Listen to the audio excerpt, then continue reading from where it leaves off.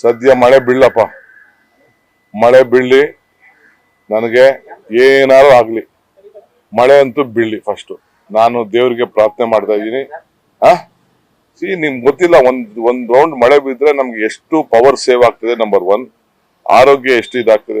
ಒಂದು ದಿನ ಮಳೆ ಬಂದ್ರೆ 1,000 ಕೋಟಿ ರೂಪಾಯಿ ಬೆನಿಫಿಟ್ ಇದೆ ಗೌರ್ಮೆಂಟ್.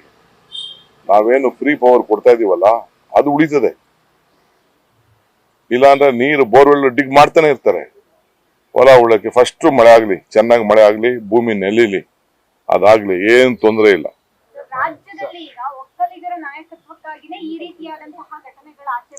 ನೋಡಪ್ಪ, ಅದನ್ನೆಲ್ಲ ಬಿಜೆಪಿಯವರು ಅದನ್ನೆಲ್ಲ ಏನೇನೋ ಆ ರೀತಿ ಕ್ರಿಯೇಟ್ ಮಾಡ್ತಾ ಇದಾರೆ. ನನಗೆ ಯಾವ ನಾಯಕತ್ವ ಬೇಡ. ನಾನು ಕಾಂಗ್ರೆಸ್ ನಾಯಕನಾಗಿ ಈಗ ನನ್ನನ್ನ ಪಕ್ಷ 4 ವರ್ಷದಿಂದ ನನ್ನ ಆಯ್ಕೆ ಮಾಡಿ ಕಳಿಸಿದೆ. ನಾನು ಕಾಂಗ್ರೆಸ್ ಪಕ್ಷದ ಒಬ್ಬ ಅಧ್ಯಕ್ಷ. ನಾನು ಯಾವ ನಾಯಕ? ಸುಮ್ಮನೆ ಅವರು ಬಿಜೆಪಿಯವರು ಗಂಟೆಗೊಂದು ಗಳಿಗೆಗೊಂದು ಅವರು ಮಾತಾಡ್ತಾ ಇದ್ದಾರೆ. ಗಂಟೆಗೊಂದು ಗಳಿಗೆಗೆ ಮಾತಾಡ್ತಾ ಇದ್ದಾರೆ. ದಳದವರು ಒಂದು ಮಾತಾಡ್ತಾ ಇದ್ದಾರೆ.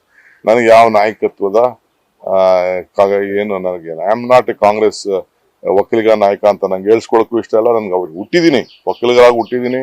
ಆ ಸಮಾಜಕ್ಕೆ ಗೌರವ ಕೊಡಬೇಕು, ರಕ್ಷಣೆ ಕೊಡಬೇಕು, ಸಹಾಯ ಮಾಡಬೇಕು. ನನ್ನಿಂದ ಜನ ಅಪೇಕ್ಷೆ ಪಡ್ತಾರೆ.